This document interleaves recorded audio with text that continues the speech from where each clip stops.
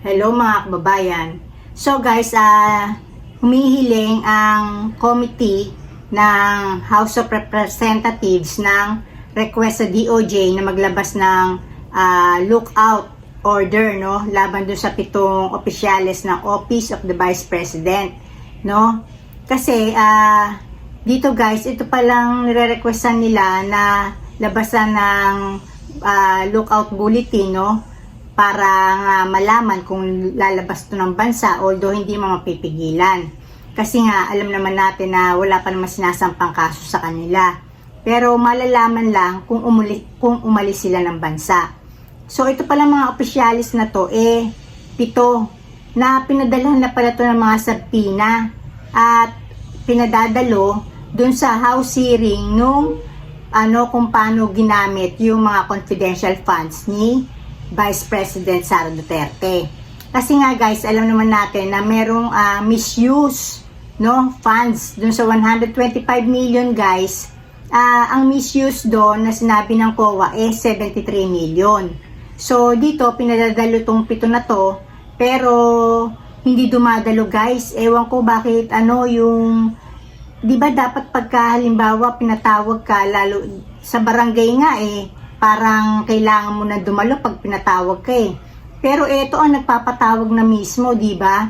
Yung lower house ng Kongreso para nga malaman o matanong tungkol dun sa nangyaring paggamit dun sa pondo ng Office of the Vice President. Pero dito, guys, no, hindi sila dumadalo. Kasi nga, siguro kaya ayaw nilang dumalo kasi nga kung sila maki-question, lalabas talaga na kahit paano sasabi tong si Vice President Sara Duterte. So siguro si Vice President Sara Duterte na rin ang may utos na wag silang dumalo, di ba?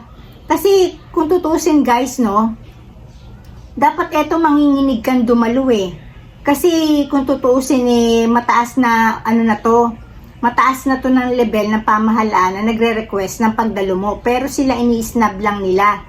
Ibig sabihin, may basbas to ni Vice President Sara Duterte. Pero eto guys, hindi nila to malulusutan. Eventually, kailangan nilang dumalo dito, kailangan managot, at talagang kailangan magpaliwanag sila paano ginamit yung mga pondo ng Office of the Vice President. Saan napunta to? Kasi hindi naman nila guys pera yun Talagang kailangan guys, nila sa atin yan, maliquidate nila. Ibig sabihin, malaman natin, isa-isahin nila, punuan nila, paano yung naging naubos, saan napunta yun na yung 125 million na yun, 11 days lang naubos. So, eto, dapat to malaman talaga at mapadalo dun sa investigasyon, no, ng Kongreso, tapos malaman talaga kung sino ang halimbawa sino ang ayaw magpadalo sa kanila. Bakit naman 7 kayo, hindi kayo dadalo? Di ibig sabihin nag-usap-usap talaga kayo na hindi kayo dadalo. Na pag may dumalong isa, kumbaga man parang sa yan yung pagka nag-strike yung mga jeepneys, di ba? Pagka may pumasadang isa o dalawa, lagot dun sa mga nag-strike. So eto, kaya tong 7 na to, hindi to dumadalo kasi talaga usapan na nila yon. At talagang ang bottom line nito, kaya ayaw nila talagang dumalo, no? Sasabit talaga silang lahat. Kasi lahat sila, itong mga 7 na to, may mabibigat na katungkulan tungkol dun sa kaperahan, sa disbursement nung pondo na gustong imbestigahan ng mga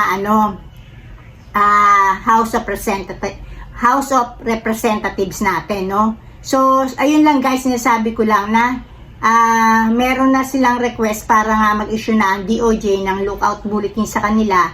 At ito, hindi na mapipigilan na eventually kailangan nilang dumalo sa ayaw at sa gusto nila dun sa hearing tungkol dun sa paggastos ng nawawalang pondo o misuse funds, no? Ibig sabihin, hindi ginamit ng maayos. So, saan ginamit yun? So, dito na ako guys, and blessings everyone. Bye!